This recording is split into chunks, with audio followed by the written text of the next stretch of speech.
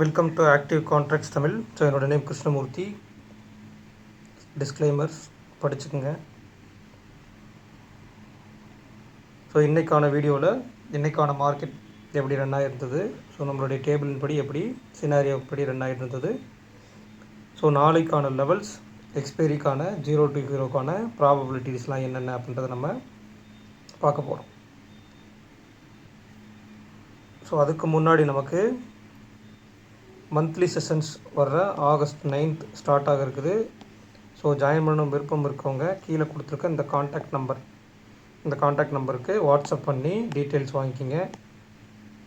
So register பண்ணுறதை August 8th நீங்கள் பண்ணி முடிச்சிட்டிங்க அப்படின்ற பட்சத்தில் நீங்கள் செஷன்ஸில் வந்து ஜாயின் பண்ணிக்கலாம். ஸோ லைவ் மார்க்கெட் செஷன் இருக்காது, அதில் எல்லா டீட்டெயில்ஸுமே இருக்கும். அந்த நான் காமிச்ச அந்த ஸ்க்ரீன்ஷாட்டில் எல்லா டீட்டெயில்ஸும் இருக்கும். ஸோ மேலும் டீட்டெயில்ஸ் வேணும் அப்படின்ற பட்சத்தில் வாட்ஸ்அப்பில் எந்த டவுட்டாக இருந்தாலும், செஷன் பற்றின எந்த டவுட்டாக இருந்தாலும் தாராளமாக வாட்ஸ்அப்பில் ஒரு வாய்ஸ் நோட் போடுங்க, அல்லது கால் பேசணும்னா குறிப்பிட்ட நேரத்தை வந்து ஃபிக்ஸ் பண்ணிவிட்டு அதில் நம்ம கால் பேசிவிட்டு டவுட்ஸை கிளியர் பண்ணிக்கலாம், கிளாஸஸ் உண்டான டவுட்ஸ் எல்லாமே. ஸோ இன்றைக்கி ஓப்பன் அப்படின்றது ஒரு கேப் அப் ஓப்பன் ஆனதுமே ஓப்பன் பிலோ.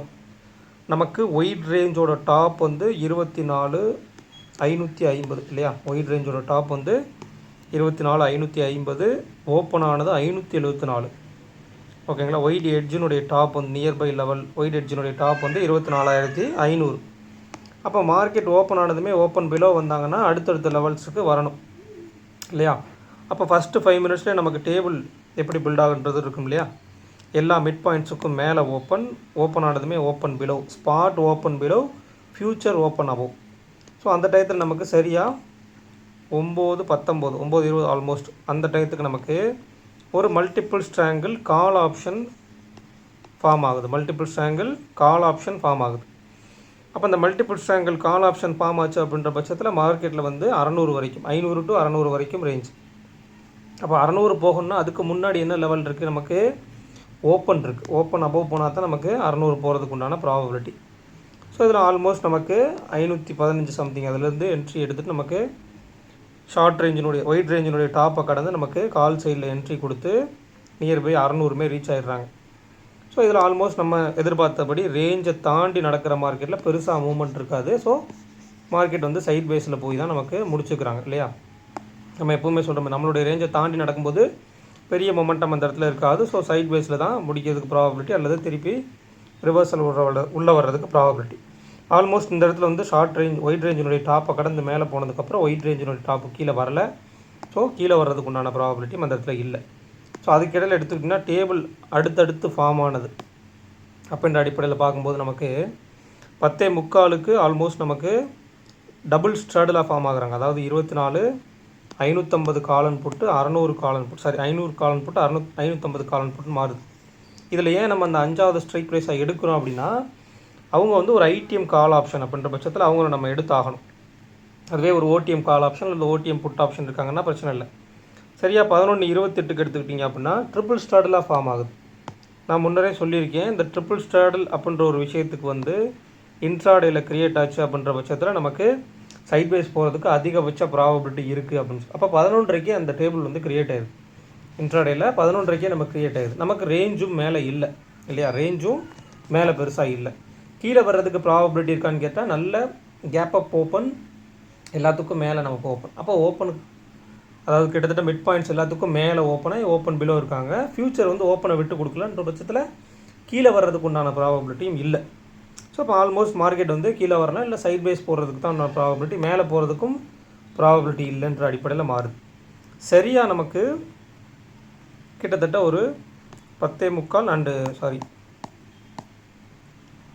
இதுக்கப்புறம் நமக்கு 2 மணிக்கு நமக்கு உண்டான டேபிள் அப்படின்றது தான் இந்த டேபிள். அதாவது ஸ்ட்ராடல் 24,600 கால் ஆப்ஷன், 600 புட் ஆப்ஷனுக்கு உண்டான ஸ்ட்ராடல். இப்போ மார்க்கெட் வந்து கிட்டத்தட்ட 3:15 வரைக்கும் நமக்கு சரியாக அந்த ரேஞ்சுக்குள்ளே தான் ட்ரேட் ஆகிறாங்க, 3:15 வரைக்கும். சரியாக 3:15க்கு அப்புறம் மார்க்கெட் ஒரு ஸ்பைக் வச்சது. அதுக்கப்புறம் மார்க்கெட்டில் வந்து க்ளோசிங்கே கிட்டத்தட்ட ரன் ஆகிட்டு இருந்த இடத்த விட, எல்டிபியை விட கிட்டத்தட்ட 200 பாயிண்ட் மேலே போய் க்ளோசிங் வச்சுக்கிறாங்க. இது எதனால் அப்படின்னு கேட்டிங்க அப்படின்னா, இந்த க்ளோசிங் ஆக்ஷன் செஷன் சொல்லிட்டு நமக்கு புதுசாக டைமை கொஞ்சம் எக்ஸ்டென்ஷன் பண்ணுறதுக்காக. இதுக்கு முன்னால் நீங்கள் F&O இன்ட்ராடே ஆர்டர் எடுத்திங்கன்னா 3:15க்கு க்ளோஸ் ஆயிரும். இப்போ 326க்கு க்ளோஸ் பண்ணுற மாதிரி செட் பண்ணுறாங்க. அட் த சேம் டைம் வந்து அந்த க்ளோசிங் ஆப்ஷனில் ஸ்டாக்ஸுக்கு, அதாவது ஸ்டாக்ஸில் உள்ளதுக்கும் கேஷ் மார்க்கெட்டில் உள்ளதுக்கும் சரி, அதுக்கு ஈக்குவலண்ட்டாக எந்த இடத்துல பை அண்ட் செல் ஆர்டர்ஸ் வந்து அதிகமாக வந்திருக்கும் அந்த இடத்துல க்ளோஸ் வைக்கிற மாதிரி காமிச்சிருக்காங்க. பட் இதை வந்து நம்மளுடைய கான்செப்டை பாதிக்குமான்னு கேட்டிங்கன்னா எந்த அளவுலையும் நமக்கு பாதிக்க போகிறது கிடையாது. ஏன்றதை நம்ம சொல்லுவோம். இப்போ மார்க்கெட் நமக்கு முடிஞ்சிருக்குது அப்படின்றது வந்து 774 இல்லையா? அப்போ மார்க்கெட் மேலே போய் க்ளோஸ் ஆனாலும் இங்கே ப்ரீமியத்தில் மாற்றம் ஏற்படணும்ல, ப்ரீமியத்தில் மாற்றம் ஏற்படணும். ப்ரீமியத்தில் எந்த விதமான மாற்றமும் இல்லை. நீங்கள் 700 கால் ஆப்ஷனை எடுத்துக்கோங்க, 16 ரூபாய்க்கு தான் க்ளோஸ் ஆகிருக்கு. அப்போ 74ல் க்ளோஸ் வைக்கிறாங்கன்னா அட்லீஸ்ட் 74 ரூபாயாவது அங்கே இருக்கணும். அட்லீஸ்ட் இன்ட்ரென்சிக் வேல்யூவாவது அங்கே இருக்கணும், க்ளோசிங் ப்ரைஸில் இல்லை. அப்போ மார்க்கெட்டுடைய க்ளோசிங் அப்படின்றது அது சரியான க்ளோசிங்கிறது கிடையாது. இன்றைக்கி அந்த ஆக்ஷன் க்ளோசிங் ஆக்ஷன் செஷனுக்காக ஒரு ஸ்பைக் கொடுத்து க்ளோஸ் வச்சுருக்காங்க. இல்லை இதுவே தொடரும் அப்படின்ற பட்சத்தில் வந்து இது ஒரு ட்ராப்பாக கூட மாறுறதுக்கு ப்ராபபிலிட்டி தொடராது மேக்ஸிமம். ஸோ க்ளோசிங் ஆக்ஷன் செஷனுக்காக இன்றைக்கி ஃப்ரெஷ்ஷாக கொண்டு வந்திருக்கனால அந்த மொமெண்டம் ஒரு சின்ன ஸ்பைக் நடந்திருக்கு. ஸோ அது நாளைக்கு மார்க்கெட்டில் எந்த விதமான பாதிப்பும் இருக்காது. நாளைக்கு ஓப்பன் ஆகும்போது நமக்கு எப்படி ஓப்பன் ஆகுறாங்கன்றதை பொறுத்து தான் மார்க்கெட்டில் ரேஞ்சு ஃபிக்ஸ் ஆகப்படும். ஓகேங்களா? அதுக்கு முன்னாடி இப்போ நம்ம எதை பேஸ் பண்ணி லெவல்ஸ் எடுக்கிறது அப்படின்னு எடுத்துக்கிட்டிங்க அப்படின்னா, டேபிளில் நமக்கு கொடுத்துருக்குது ஃபஸ்ட்டு 2 ஸ்டார்டு. எப்போவுமே இந்த மாதிரி க்ளோசிங் ப்ரைஸ் வந்து கொஞ்சம் மிஸ்மேட்சாக இருக்கும் பட்சத்தில் நம்ம என்ன பண்ணணும் அப்படின்னா, என்ன டேபிளில் என்ன ஸ்டார்டெலாம் ஸ்ட்ராங்கிளாக என்ன கொடுத்துருக்காங்களோ அதை நம்ம பேஸ் பண்ணி எடுத்துடணும். இப்போ 600 ஸ்டார்டில் கொடுத்துருக்கனால இன்றைக்கி நீங்கள் வந்து 600ன்றது தான் நமக்கு மிட் பாயிண்ட். அதாவது 600 தான் நமக்கு ஷார்ட்டஸ்ட் எட்ஜினுடைய மிட் பாயிண்ட். ஒய்டஸ்ட் எட்ஜுன்னு எடுத்துக்கிட்டிங்க அப்படின்னா எப்பவும் போல் நீங்கள் 6 ஸ்ட்ரைக் ப்ரைஸ் எடுத்துகிட்டு அதில் lowest put option highest call option எடுத்துக்கிட்டு அதனுடைய மிட் பாயிண்ட் வந்து நமக்கு 24,600. அப்போ 600 தான் நமக்கு ஒய்டஸ்ட் எட்ஜினுடைய மிட் பாயிண்ட்டும் கூட. அதாவது ஷார்ட் எட்ஜினுடைய மிட் பாயிண்ட்டும் அதுதான், ஒய்ட் எட்ஜினுடைய மிட் பாயிண்ட்டும் அதுதான். ஸோ அதில் எந்த மாற்றமும் இல்லை. அதை நீங்கள் அண்டர்ஸ்டாண்ட் பண்ணிக்கணும். அப்போ ரேஞ்சு நம்ம எதை பொறுத்து எடுக்கணும் அப்படின்னு வரும்போது நமக்கு 600 கால் ஆப்ஷன் 600 புட் ஆப்ஷன். அப்போ 24 600 கால் ஆப்ஷன் ப்ளஸ் 45ன்னு எடுத்துக்கிட்டால் 24,645. அடுத்து 24 600 மைனஸ் 69ன்னு எடுத்துக்கிட்டிங்கன்னா 24,531 அப்படின்றது இது ஷார்ட் ரேஞ்சினுடைய டாப், இது ஷார்ட் ரேஞ்சினுடைய பாட்டம். எப்படி நம்ம லெவல்ஸை ஃபிக்ஸ் பண்ணிக்கணும். அடுத்ததாக ஒய்டஸ்ட் ரேஞ்ச் அப்படின்னு எடுக்கும்போது 69 ப்ளஸ் ஒரு 45 அப்படின்னு எடுத்திங்கன்னா 74 ப்ளஸ் ஒரு 40னா 114 பாயிண்ட். அப்போ 24,600 ப்ளஸ் 114 அப்படின்ற லெவல்ஸ் நம்ம ஃபிக்ஸ் பண்ணிவிட்டு 24,714 அப்படின்ற லெவல் நமக்கு ஒய்ட் ரேஞ்சினுடைய டாப். ஒய்ட் ரேஞ்சினுடைய பாட்டம் அப்படின்னு எடுத்துக்கிட்டிங்கன்னா 114 நம்ம மைனஸ் பண்ணிடணும். அப்போ கிட்டத்தட்ட நமக்கு 24,486 அப்படின்றது ஒய்ட் ரேஞ்சினுடைய பாட்டம். இப்போ மார்க்கெட்டில் நாளைக்கு இப்போ முடிஞ்சிருக்கதே நமக்கு 774 முடிச்சிருக்காங்க. நீங்கள் கொடுக்குற லெவலில் 714 தானே இருக்குது அப்படின்னு எடுத்துக்கிட்டால் இப்போ இன்றைக்கி எப்படி 550க்கு மேலே ஓப்பன் ஆகிட்டு ஓப்பன் அபவ் நியர்பை போகும்போது நமக்கு 600 வரைக்கும் தானே டேபிள் பில்ட் பண்ணியிருந்தாங்க, அது வரைக்கும் தானே போயிருந்தது. ஸோ அதே சேம் பேட்டர்ன் தான் நாளைக்கும் ஒர்க் ஆகும். எல்லா நாளுமே மேக்ஸிமம் அந்த ஒயிட் ரேஞ்சோட டாப்பை தாண்டியோ அல்லது ஒயிட் ரேஞ்சினுடைய பாட்டத்தை தாண்டியோ நடக்கும்போது அப்போ டேபிள் என்ன கொடுத்துருக்காங்களோ அதுக்கு ஈக்குவலண்ட்டாக தான் மார்க்கெட் மூவ் ஆகும்.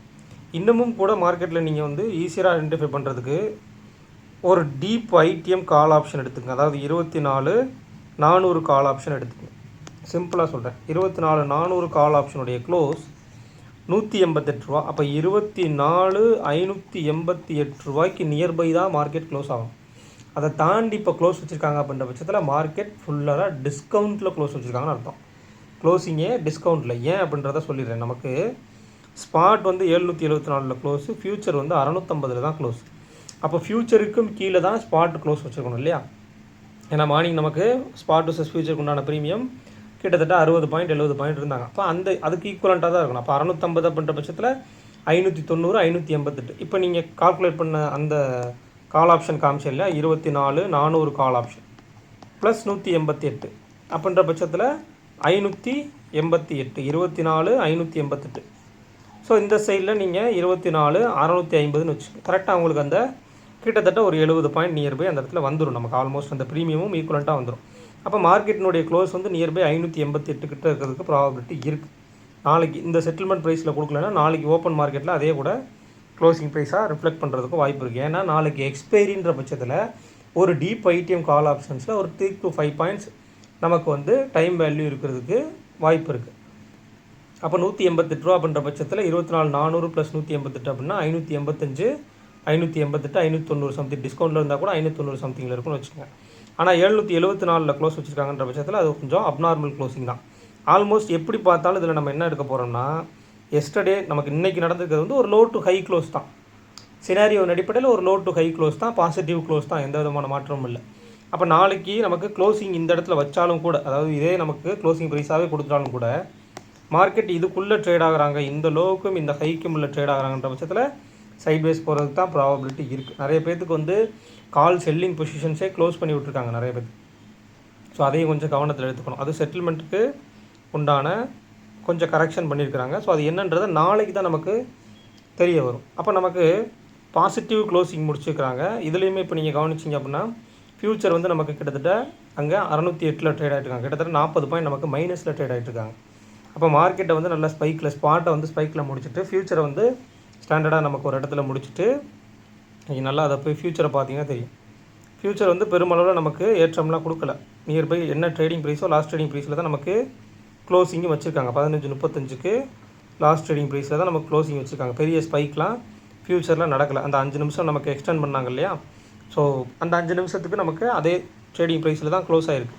அப்படின்ற பட்சத்தில் இதிலிருந்து ஒரு 70 பாயிண்ட் நீங்கள் ப்ரீமியத்தை மைனஸ் பண்ணிட்டீங்க அப்படின்ற பட்சத்தில் கிட்டத்தட்ட 580 டு நியர்பை அந்த ரேஞ்சுக்குள்ளே தான் மார்க்கெட்டும் க்ளோஸ் ஆகிருக்கிறதுக்கு ப்ராபபிலிட்டி இருக்குது. ஸோ அதன் அடிப்படையில் பார்க்கும்போது அடுத்தது நமக்கு இம்ப்ளைட் வாலட்டிலிட்டி.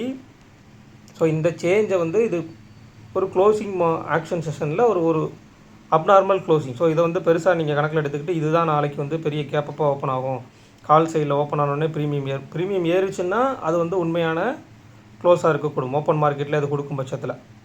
ஸோ ஆல்மோஸ்ட் ஐவியுமே பார்த்துட்டிங்க அப்படின்னா க்ளோசிங் செஷனில் கால் சைடில் 3, புட் சைடில் கிட்டத்தட்ட 40 கொடுத்துருக்காங்க. இது வந்து ஒரு அப்நார்மல் க்ளோசிங் தான். அப்போ ஐவி பொறுத்து பார்க்கும்போது, ஏன்னா மார்க்கெட்டில் கொஞ்சம் ஃபியர் உண்டாயிருக்கு, புட் சைடில் ஃபியர் உண்டாயிருக்கு. ஸோ அதை கொஞ்சம் கவனத்தில் நம்ம எடுத்துக்கணும். அப்போ இந்த ஐவி நாளைக்கு எப்படி ரிஃப்ளெக்ட் ஆகுது அப்படின்றத பார்க்கணும். ரெண்டாவது உங்களுக்கு இது இந்த வீக்குக்கான ஐவி, சரிங்களா. நீங்கள் எப்போயுமே எக்ஸ்பைரிக்கு நம்ம என்ன சொல்லுவோம், நெக்ஸ்ட் வீக்குக்கான ஐவி எப்படி இருக்குன்னு பார்க்கணும். அப்போ நெக்ஸ்ட் வீக் ஐவியில் ஏதேனும் சேஞ்சஸ் இருக்கா அப்படின்னு பார்த்தீங்கன்னா அதுலேயும் கிட்டத்தட்ட கால் சைடில் சேம், பட் புட் சைடில் வந்து கிட்டத்தட்ட ஒரு 17-18 இருக்காங்க. அப்போ நாளைக்கு இவங்க ஈக்குவலண்ட் ஆகணும். அதாவது கால் சைட்லேயும் புட் சைட்லேயும் நாளைக்கு ஈக்குவலண்ட் ஆகணும். ஈக்குவலண்ட் ஆகும்போது நமக்கு அது சரியாக தெரிய விடும், எந்த சைடில் நமக்கு வாலட்டிலிட்டி இருக்க போகிறாங்க அப்படின்றத சரியாக தெரிய வரும். ஸோ இதை வந்து இந்த க்ளோசிங் ஆக்ஷன் செஷனை வச்சு பெருசாக நீங்கள் பாதர் பண்ணிக்க வேணாம். ஏன்னா நீங்கள் வந்து க்ளோசிங், அதாவது ஓவர் நைட் பொசிஷன்ஸ் எடுக்கிறீங்க, பிடிஎஸ்டி எஸ்டிபிடி எடுக்கிறீங்க அப்படின்னா தான் ப்ராப்ளம் வரும். நான் நிறைய பேருக்கு ரெஃபர் பண்ணுறதே அதுதான். இந்த பிடிஎஸ்டி எஸ்டிபிடிலாம் எடுக்காதீங்க. ஏன்னா ஜியோ பொலிட்டிக்கலாக வந்து நியூஸ் வந்து வேறு மாதிரி நமக்கு போயிட்டு எப்போ என்ன மாதிரி நடக்கும்ன்றது தெரியாது. ஸோ அதனால் வந்து எப்போவுமே நம்ம இன்ட்ராடேவில் பண்ணுறதோட பெட்டர். இன்றைக்கி கூட நம்மளுடைய மெம்பர்ஸ் எடுத்துட்டிங்க அப்படின்னா ஓப்பன் மார்க்கெட்டில் நம்மளுடைய கால்குலேஷன்ஸ் யூஸ் பண்ணி பக்காவாக அவங்க க்ளீனாக முடிச்சிட்டாங்க. ஒரு 15 to 20 பாயிண்ட் வந்து கால் சைடில் கேப்சர் பண்ணிவிட்டு புட் செல் பண்ணவங்களும் ஈவினிங் வரைக்கும் அதை எடுத்துகிட்டு போய் நீட்டாக முடிச்சிட்டாங்க. ஸோ அதில் வந்து எந்த ப்ராப்ளமும் இல்லை. அதை நீங்கள் வந்து பிடிஎஸ்டியோ எஸ்டிபிடியோ பொசிஷனலாக எடுத்துகிட்டு போகும்போது தான் இந்த இப்போ இருக்கிற கரண்ட் ஜியோ பொலிட்டிக்கல் சிச்சுவேஷன்ஸை பொறுத்து அது உங்களுக்கு ப்ராப்ளமாக அமைகிறதுக்கு இருக்குது, சான்சஸ் இருக்குது. ஸோ அதனால் வந்து நம்ம இந்த பிடிஎஸ்டி எஸ்டிபிடி எடுத்துருந்தோம்னா தான் கவலைப்படணும். ஒருவேளை இந்த இடத்துல நம்ம வந்து நல்ல கேப்பு நடந்திருக்கு, ஒரு ஸ்பைக் நடந்திருக்கு, இதை யூஸ் பண்ணி நம்ம வந்து ப்ராஃபிட் பண்ணிடலாம் அப்படின்னு பண்ணும்போது தான் நமக்கு தவறு, அந்த இடத்துல வந்து ப்ராப்ளம் ஆகும். ஸோ அதை வந்து நீங்கள் கணக்கில் எடுத்துக்க வேண்டாம். இது நாளைக்கு ஓப்பன் மார்க்கெட்டில் ரிஃப்ளெக்ட் ஆகும். ஓப்பன் ஆனதுக்கப்புறம் ஓப்பன் அபோவா ஓப்பன் பிலோவா எப்படி ட்ரேட் ஆகிறாங்கன்றதை பொறுத்து மார்க்கெட்டில் மாறுபடும், இந்த சேஞ்சஸ்லாம் மாறுபடும். ஸோ அதனால் என்னை பொறுத்த மட்டும் என்ன சொல்கிறேன்னா, மேக்ஸிமம் 3 o'clock மேலே நீங்கள் ஹோல்டு பண்ணுறதும் சரி, 3 o'clock மேலே நீங்கள் ட்ரேடு எடுக்கிறதுமே சரி தவறு தான் இல்லையா. நீங்கள் ஆல்மோஸ்ட் வந்து எடுத்திருந்தீங்க அப்படின்னா அந்த பொசிஷன் வந்து ஒரு 3 o'clock அல்லது 3:10 3:15 அதுக்குள்ளே நீங்கள் க்ளோஸ் பண்ணி வெளியே வந்துடணும். அதை தாண்டி நீங்கள் பொசிஷன்ஸ் ஹோல்டு பண்ணுறதும் சரி, அதை தாண்டி நீங்கள் புதுசாக ட்ரேட் எடுக்கிறதும் தவறு தான். நான் எக்ஸ்பைரிக்கும் கூட அதான் சொல்லுவேன். அதாவது ஒரு 0 to hero இப்போ நாளைக்கு 0 to hero இருக்குது அப்படின்ற பட்சத்தில் ஒரு 3 o'clock முன்னாடியே நீங்கள் அந்த என்ட்ரி எடுத்துருந்தீங்கன்னா அதை ஹோல்டு பண்ணுறதுக்கு உங்களுக்கு ப்ராபபிலிட்டி இருக்கும். 3 o'clock முன்னாடி என்ட்ரி எடுக்கணும்னா என்ட்ரி கொடுத்துருக்கணும், அந்த இடத்துல என்ட்ரி ட்ரிகர் ஆகிருக்கணும். ஸோ ட்ரிகர் ஆகி நம்ம என்ட்ரி எடுத்துருக்கோன்ற பட்சத்தில் அதை ஹோல்டு பண்ணுறதுல ஒரு யூஸ்ஃபுல் இருக்குது. பட் நீங்கள் வந்து அதை தாண்டி போய் புதுசாக ஒரு ட்ரேடை வந்து எக்ஸிக்யூட் பண்ணுறீங்கன்றப்ப அது மேக்ஸிமம் வந்து அந்த டிகேக்குள்ளேயோ அல்லது இந்த மாதிரி சம் இஷ்யூஸ்குள்ளே போய் முடிகிறதுக்கு ப்ராபபிலிட்டி இருக்குது. ஸோ மேக்ஸிமம் 2:45 அதோட ட்ரேடை முடிச்சிருங்க, கம்ப்ளீட் பண்ணிடுங்க. இந்த 3 o'clock ஸ்பைக்கு இந்த 3.4க்கு இப்போ புதுசாக க்ளோசிங் ஆக்ஷன் செஷனில் வர அந்த ஸ்பைக்கு, இதெல்லாம் வந்து அங்கே ப்ரீமியத்தில் ரிஃப்ளெக்ட் ஆகுமா ஆகாதுன்றதை முதல்ல பாருங்கள். ப்ரீமியத்தில் maximum of the time reflect ஆகாது. நீங்கள் நிறைய டைம் பார்த்துருக்கலாம். அதாவது எக்ஸ்பைரிக்கு வந்து ஸ்பாட் மூவ்மெண்ட் இருந்துகிட்டே இருக்கும், ஃப்யூச்சரும் சின்ன சின்ன மூவ்மெண்ட் இருந்திருக்கும், ஆனால் ப்ரீமியத்தில் மூவ்மெண்ட் இருக்காது இல்லையா? ஸோ அதை நீங்கள் கவனித்து பார்த்தீங்கன்னா தெரியும். ஸோ அந்த மாதிரி பார்த்து கேர்ஃபுல்லாக ட்ரேட் எடுங்க. நாளைக்கு 0 to ஹீரோ கொஞ்சம் அப்நார்மலாக தான் மார்க்கெட் இருக்குது. மந்த்லி ஓப்பன் ஆகி ஓப்பன் அபவ் போய் நல்ல க்ளோஸ் வச்சுக்கிறாங்க.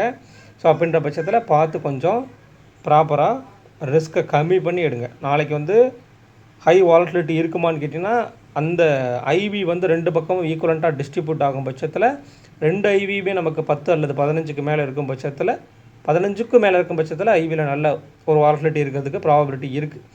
10க்கு நியர்பை வந்துட்டாங்க அப்படின்ற பட்சத்தில் மார்க்கெட்டில் வாலட்டிலிட்டி குறையும். ஸ்டாடில் போட்டாங்கன்னா கம்ப்ளீட்டாக மார்க்கெட்டில் வந்து வாலட்டிலிட்டி குறைஞ்சி போயிடும். ஸோ அவங்க ஃபுல் அண்ட் ஃபுல் டிகேக்கு உண்டான விஷயங்களை மட்டும்தான் எடுத்துகிட்டு போவாங்க. ஸோ அதன்படி பார்க்கும்போது நமக்கு மந்த்லியில் அப்படின்னு பார்க்கும்போது நமக்கு இப்போ தான் நமக்கு மந்த்லி ஓப்பன் நடந்திருக்கு இல்லையா? ஸோ அந்த மந்த்லி ஓப்பனுக்கு நல்ல பாசிட்டிவாக தான் கொடுத்துருக்காங்க. லாஸ்ட் மந்த்துமே நமக்கு பாசிட்டிவாக முடிச்சிருக்காங்க, இந்த மந்த்துமே நமக்கு பாசிட்டிவாக தான் எடுத்துகிட்டு போயிருக்காங்க. நீங்கள் இப்போ ஓகேங்களா? ஸோ அதை வந்து கவனத்தில் வச்சுக்கோங்க, ஸ்பாட்டை பொறுத்த மட்டும் சொல்கிறேன். ஸோ அப்போ அந்த லெவல்ஸுக்கு கொஞ்சம் முக்கியத்துவம் கொடுங்க, மந்த்லி லெவல்ஸுக்கு. இந்த க்ளோஸை வந்து இதை கணக்கில் எடுத்துக்க வேணாம். நாளைக்கு மார்க்கெட்டில் நமக்கு எப்படி ஓப்பன் ஆகுறாங்கன்றதை பொறுத்து தான் மார்க்கெட்டினுடைய ரேஞ்சுன்றது இருக்கும். ஓகேங்களா? ஸோ இந்த வீடியோ பிடிச்சிருந்துச்சா அப்படின்ற பட்சத்தில் லைக் பண்ணுங்கள், ஷேர் பண்ணுங்கள், சப்ஸ்கிரைப் பண்ணுங்கள். மறக்காமல் உங்கள் கருத்துக்களை வந்து கமெண்ட் செக்ஷனில் கமெண்ட் பண்ணுங்கள். நன்றி, வணக்கம்.